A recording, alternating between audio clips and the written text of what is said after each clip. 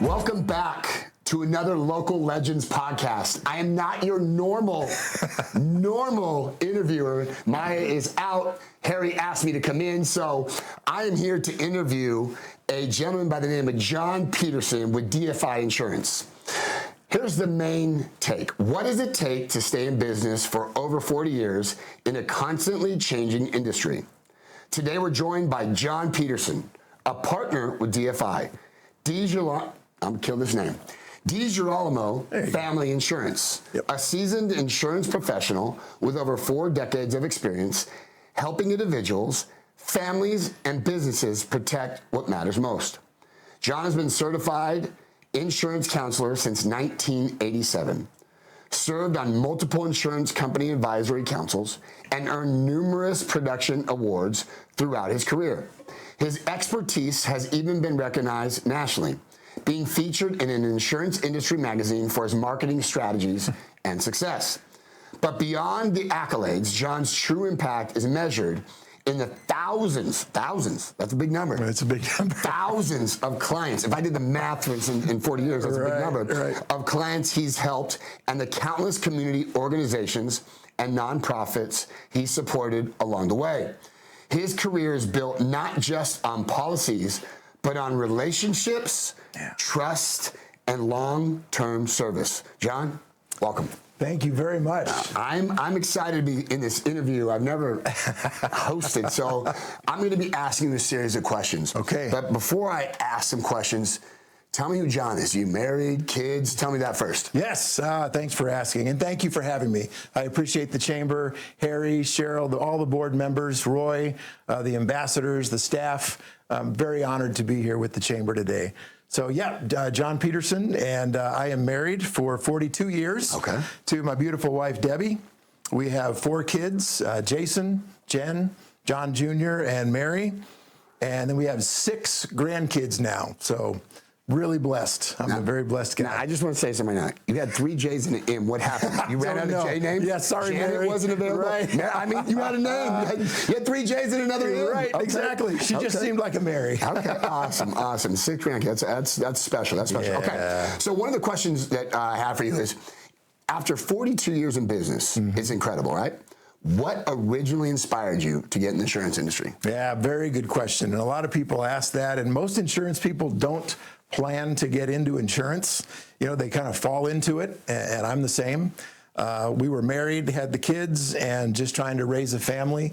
I was doing 3 jobs at once. I was delivering the LA Times, working at a pizza place, pouring beer and wine, and working at a men's clothing store. And where was it? What city is this in? Yeah, this was over in Hemet. Okay. Yeah, I spent 40 plus years in Hemet. And so I got a call from a friend of my father-in-law's, and he said, hey, I'm opening an insurance office in Hemet, and what do you think about becoming a solicitor for me? So I said, yeah, I'll give it a shot. This is in the 80s. Yeah, this is 83, 84, and never looked back. It's been great. It's been great for me, great for my family, and I've really enjoyed it. I love helping people. I always wanted to be a paramedic. And that didn't work out, but this has been great to help people establish their insurance programs. So did you have to go to school? What did you do to start in 83? You started in 87. It says, what did you do between 83 and 87 to get that? Yeah. What did you have to do to get licensed and all that stuff? I did. I was with PhD Insurance for 7 years. And a shout out and a thank you to Lee Hendry, who was the founder of that agency. Very big on education. You know, you can get your insurance license fairly easily, but it doesn't necessarily mean you know what's going on. So Lee was very instrumental in 2 or 3 years of some real strong education, insurance background, insurance company functions, and then encouraged me to get my certified insurance counselor designation.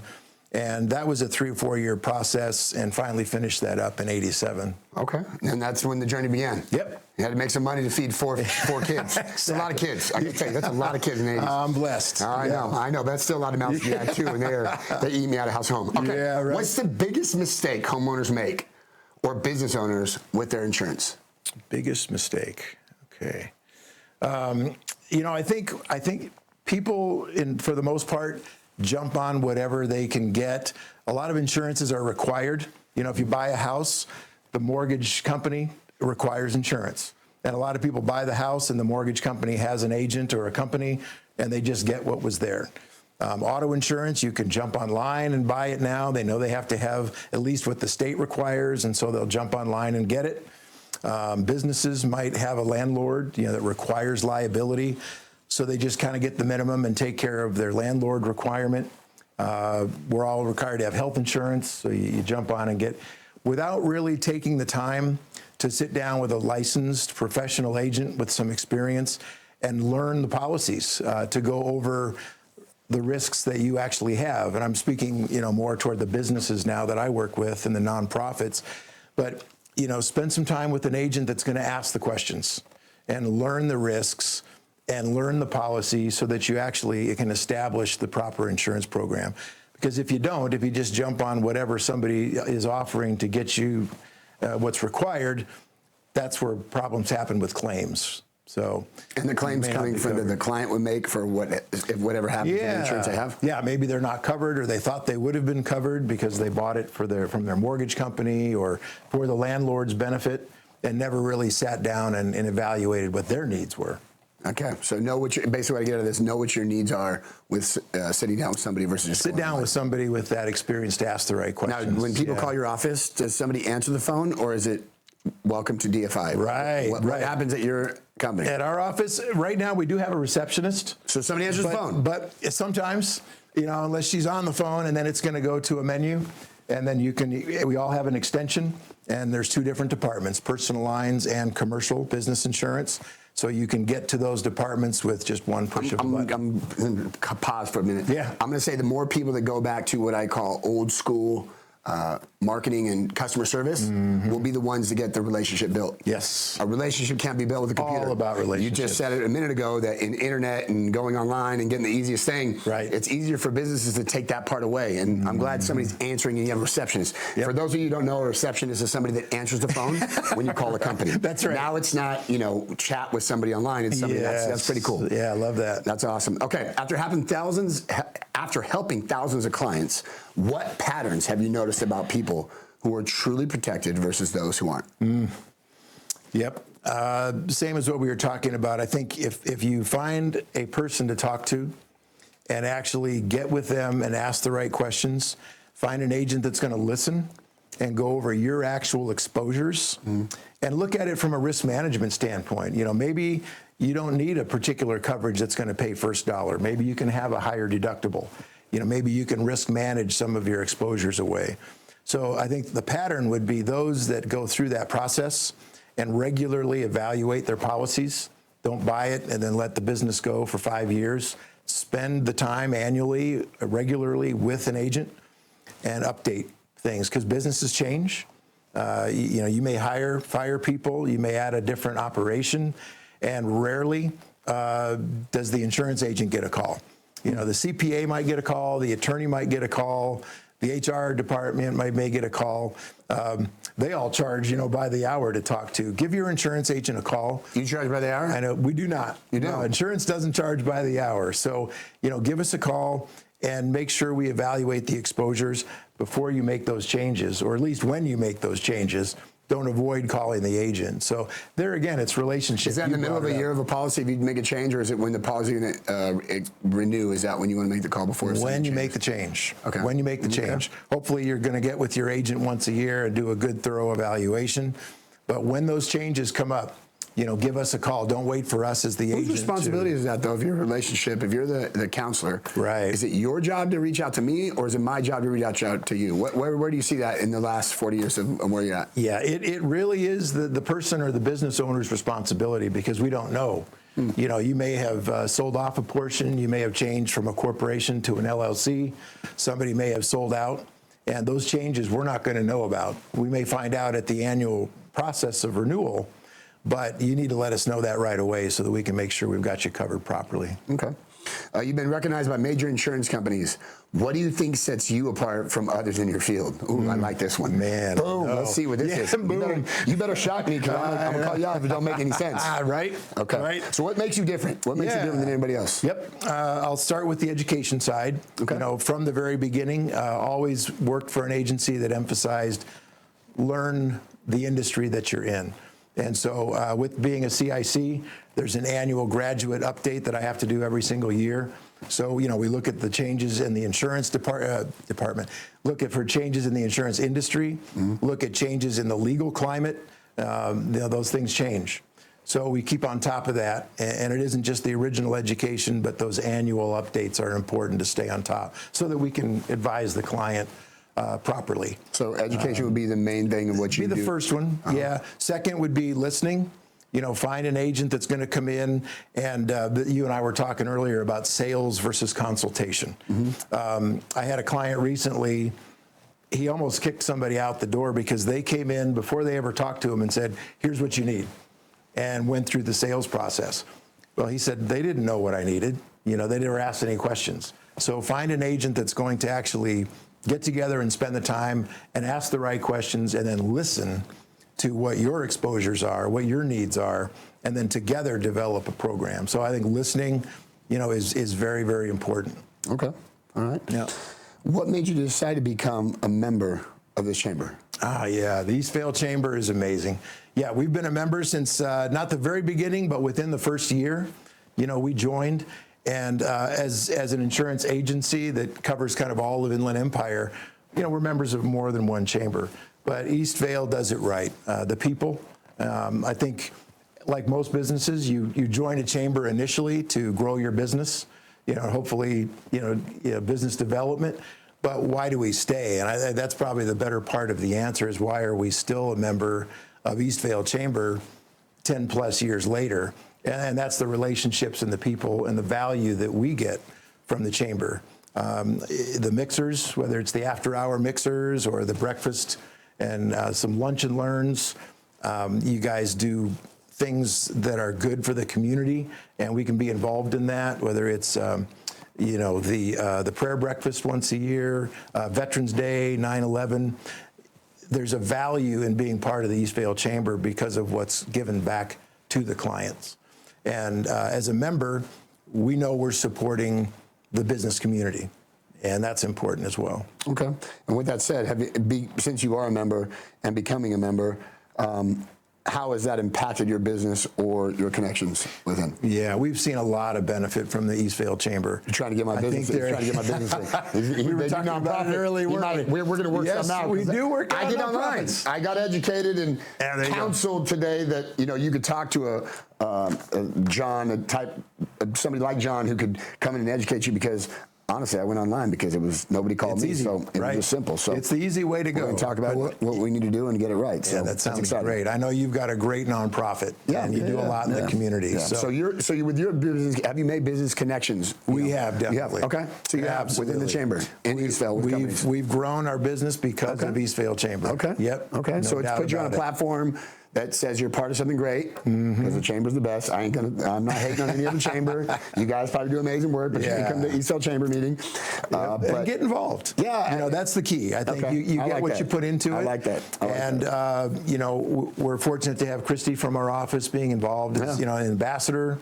And we try to participate in as many events as we can. And that's where you gain the benefit is being involved. She has a saying that she says, we're DFI, we're not only your policy, she has a saying, she said that it's in my head, we're not only policy, what is it? Yes, DFI insurance, you're not just a policy number, you are family. That's it, that's what it is. She says that every time, and that's why it's in my head, because she did a good job of it's a great tagline, and it really is the truth. If I can brag on DFI for just a minute. Okay. I mean, their dad started the agency in 1962. Family business. It's a family business. Okay. The sons came in, the current owners came in the 80s, and they're still running the agency.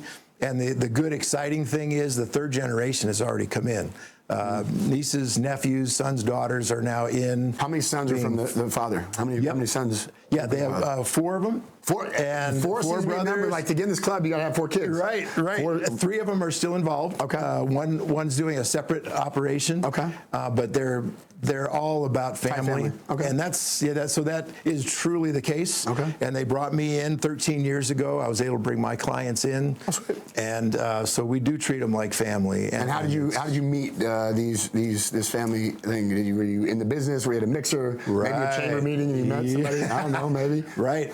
Yes, I knew of the DiGirolamo family for years. They had a great reputation in the industry.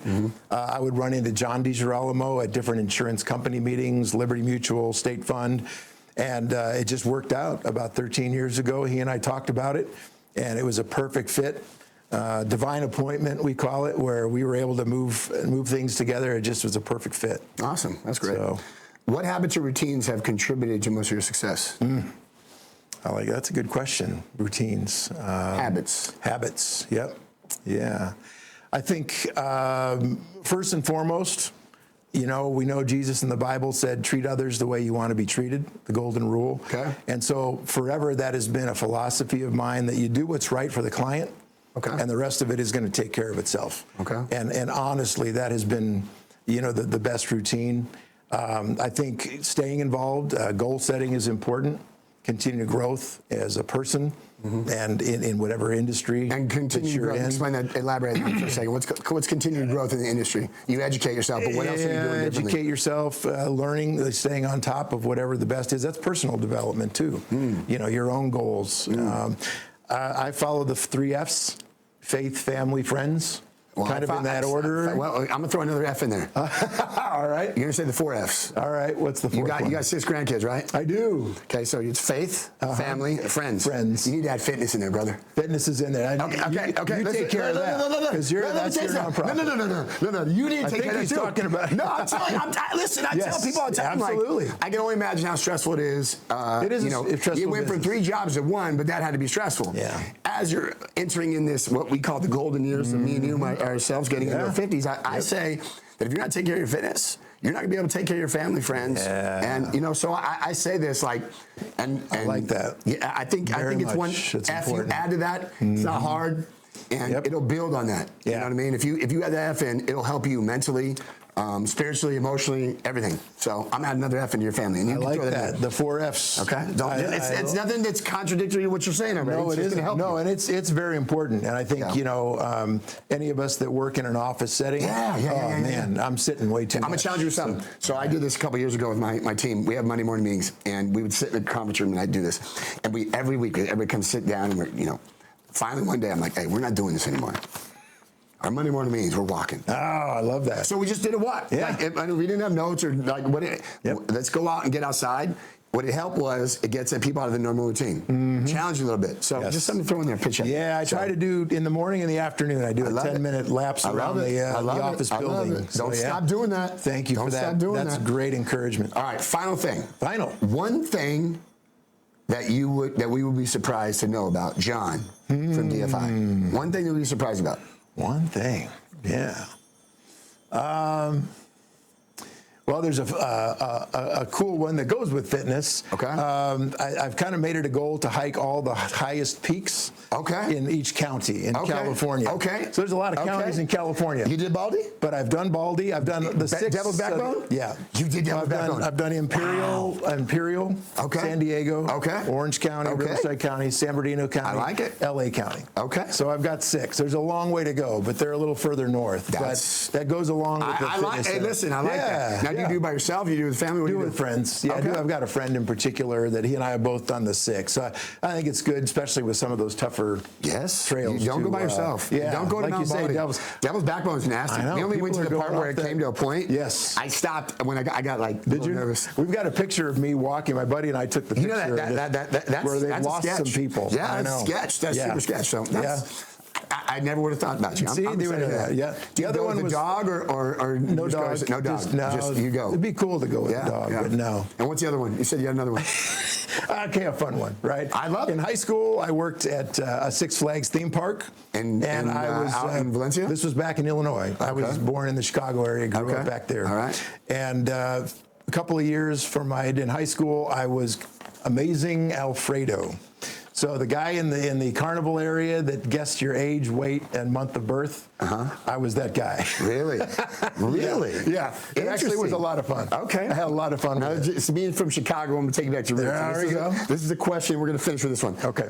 Deep dish or thin crust pizza? Deep dish. Okay, he's from Chicago. Another reason. If he said thin crust, this would not have been thing. But before you leave, I do things differently. All right. We're gonna squat 5 times before we go. Are you ready? All right, let's do it. All right, so I'm gonna sit up and stand down. Ready? Oh, we're gonna sit up and stand down. We're gonna sit up and stand down. Ready? No hands. Set, go.